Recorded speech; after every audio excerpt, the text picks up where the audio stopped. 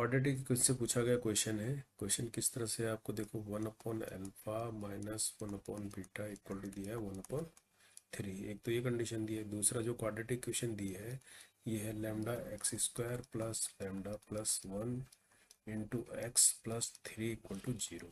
तो इसके रूट्स हैं अल्फा बीटा, यानी इसके दो रूट्स हैं अल्फा और बीटा रूट्स है ना। तो यहाँ से अपने को लैम्डा निकालना है और जो भी लैम्डा की वैल्यू आएगी उसका सब निकालना है actually, है ना। तो इसके रूट्स ये है तो हमें क्वाड्रेटिक इक्वेशन पता है। अगर अल्फा प्लस बीटा क्या होना चाहिए, माइनस बी अपॉन ये होगा। अगर इसको कंपेयर करेंगे a x square plus b x plus c से, तो ये हो जाएगा लैम्डा प्लस 1 माइनस बी, है ना, माइनस हो जाएगा माइनस बी अपॉन ए यानी लैम्डा, और अल्फा इंटू बीटा आ जाएगा सी अपॉन ए यानी 3 अपॉन लैम्डा। ये आ जाएगा यहाँ से, ठीक है। ये आ गया हमारे पास। अब इसने जो ये इक्वेशन दी है ये वाली, इसको यूज़ करेंगे तो यहाँ से हो जाएगा बीटा माइनस अल्फा, ये हो जाएगा अल्फा बीटा इक्वल टू हो जाएगा 1/3, है ना। तो यानी बीटा माइनस अल्फा जो हो जाएगा वो अल्फा बीटा अपॉन 3 हो जाएगा। अब हमें तो अल्फा प्लस बीटा पता है, तो अगर इसको स्क्वायर करेंगे, स्क्वायरिंग बोथ साइड, तभी तो मिलेगा हमको ये, स्क्वायरिंग बोथ साइड। तो इससे क्या हो जाएगा, बीटा माइनस अल्फा का स्क्वायर हो जाएगा ये, और ये हो जाएगा अल्फा बीटा का स्क्वायर अपॉन हो जाएगा 9।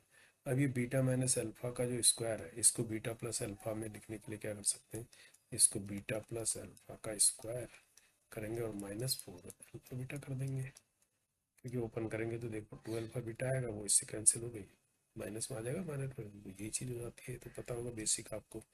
ये हो गया अल्फा बीटा का स्क्वायर अपॉन 9। अब हम वैल्यू रख देंगे, हमारे पास अल्फा बीटा है, लैम्डा में ले आएंगे इक्वेशन को लैम्डा निकालने के लिए। यानी अब यहाँ पर बीटा प्लस अल्फा ये है ना हमारे पास, तो ये स्क्वायर में है तो माइनस खत्म हो जाएगा, यानी लैम्डा प्लस 1 का स्क्वायर अपॉन लैम्डा स्क्वायर हो जाएगा यहाँ पर, और यहाँ -4 अल्फा बीटा यानी इंटू 3, तो हो जाएगा 12 अपॉन लैम्डा हो जाएगा यहाँ पर। यहाँ इसका स्क्वायर है यानी 9 अपॉन लैम्डा स्क्वायर इंटू 9, तो ये 9 तो कैंसिल हो जाएगा।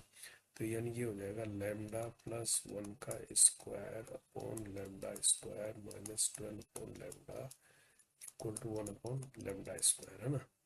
ऐसा आ गया। अब इसको लैम्डा स्क्वायर से मल्टीप्लाई कर देते हैं बोथ साइड, तो यहाँ आ जाएगा लैम्डा प्लस 1 का स्क्वायर, यहाँ -12 लैम्डा हो जाएगा, यहाँ 1 हो जाएगा। ओपन कर देते हैं, लैम्डा स्क्वायर प्लस 1 प्लस 2 लैम्डा -12 लैम्डा इक्वल टू 1 से 1 कैंसिल इधर आके, तो यहाँ पर हो जाएगा लैम्डा स्क्वायर -10 लैम्डा हो गया, तो इक्वल टू 0।